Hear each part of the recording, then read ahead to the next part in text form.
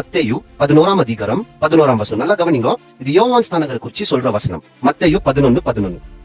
ஸ்திரீகளிடத்திலே பிறந்தவர்களில் யோவான் ஸ்நானனை பார்க்கிலும் பெரியவன் ஒருவனும் எழும்பினதில்லை.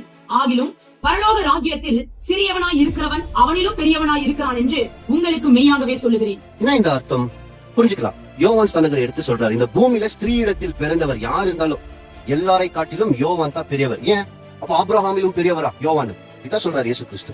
ஏன் அப்படி சொல்றாருன்னா, எல்லாருமே இயேசு கிறிஸ்துவ தூரத்துல இருந்து தரிசனமா இவர் வருவார் அப்படின்னு எழுதுறாங்க, தீர்க்க தரிசனம்.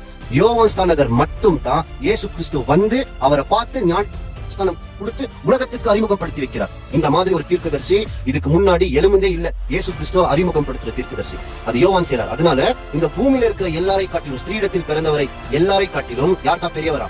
யோவான் தான் பெரியவர். ஆனா அது சொல்லிட்டு என்ன சொல்றாருன்னா, பரலோக ராஜ்யத்தில் இருக்கிற ஒரு சிறியவன், அங்க பரலோக ராஜ்யத்துல ரொம்ப சிறியவனா இருக்கிறவரை எடுத்துன்னு வந்து யோவானு கிட்ட நிக்க வச்சா, யோவானை காட்டிலும் அந்த சிறியவன் பெரியவனா தான் இருக்குவார். புரியுதுங்களா? பரலோக ராஜ்யத்திலிருந்து ஒரு சிறியவன் எடுத்துன்னு வந்தா யோவான் அந்த சிறியவனை காட்டிலும் சிறியவன் ஆயிடுவாரா. ஆனா பூமியில யோவான் தான் பெரியவரா. பரலோக ராஜ்யத்துல இருக்கிற சிறியவன் முன்னாடி யோவான் சிறியவன். ஏன் இப்படி வேறுபடுத்தி பேசுறாரு இயேசு கிறிஸ்துனா? பரலோகத்துக்குரிய ஆசீர்வாதம் வேற, பூமிக்குரிய ஆசீர்வாதம் வேற. புரியுதுங்களா?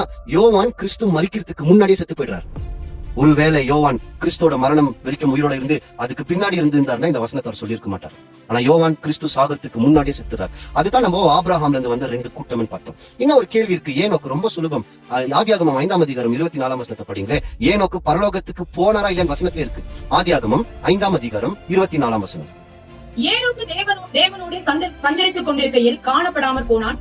தேவன் அவனை எடுத்துக்கொண்டார். அவ்வளவுதாங்க. தேவன் அவனை எடுத்துக்கொண்டான். நாம என்ன நினைச்சிட்டோம்னா, அவர் பரலோகத்துக்கு போயிட்டார். எங்க வசனம்? அவரை எடுத்துக்கொண்டார். அவர் காணவில்லை. அவ்வளவுதான். ஆதாமுக்குள் பிறந்த எல்லாரும் சாகவே சாகணும். அப்பதான் கிறிஸ்துக்குள்ள உயிர் தெளிந்து வர முடியும். இல்லைன்னா வாய்ப்பே கிடையாது. இயேசு கிறிஸ்து வந்துதான் எல்லாருமே எழுப்பி அவர் கூப்பிட்டுன்னு போனோம்.